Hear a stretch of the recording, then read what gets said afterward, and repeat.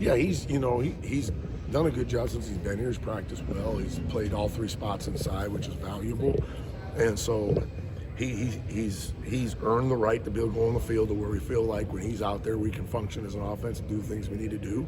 And obviously, when we have a guy that's banged up, then we need him to be ready to go. And he's been able to answer the bell to this point. You get to see Book up close. How does he handle this week as a captain, as a veteran? Because he's the guy, right? I mean, as a coach, you run your room, but the presence of guys like him, really, it's hard to really even measure, the impact he has. And he's been on point since the game ended. Me and him talked right as they took their last knee. We talked about what we got to do this week. We were on the same page, and it was going to need to take both of us to make sure that we did the right things this week to get where we need to go. And he's been awesome, this week, and encouraging guys and holding them accountable and doing the things you got to do to be a leader. Kaden Proctor continues to look more comfortable as he returns. He's like his maybe third, fourth game back. Can you just talk about his progress and how he's looked to you so far? I think that I have seen improvement from him. I think for him in the pass pro world, it was really some technical issues that he continues to work on. And, he's obviously a very big human that can move well. And so when he gets himself in good positions, he can be successful. And then, I'm pushing him to be even more dominant in the run game than he is. And he's showing some real flashes of that. So I like that he comes to work every day and really works hard. And so he wants to get better. I think he feels like he's getting better, and so that's even motivating him even more. So if you've already been asked this in the tight end room, how much do they help your unit? Yeah, sorry to cut you off, but it's big.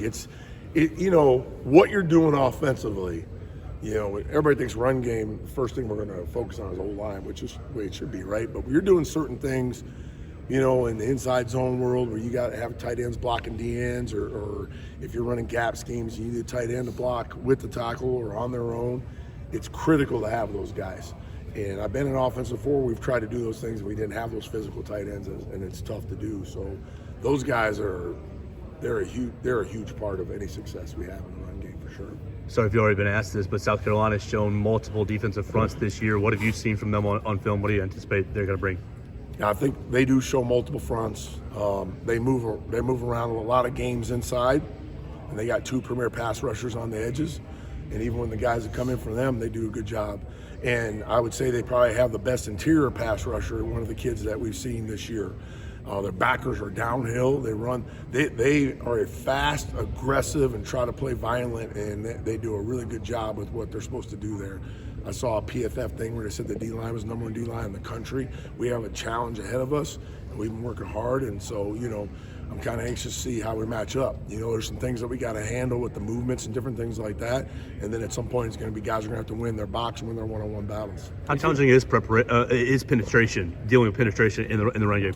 Well, it's that's the number one way to stop anything on offense. So we got to, like I said, sometimes if it's penetration just on them playing a base defense, then you think you're going to be good if you got good players, right?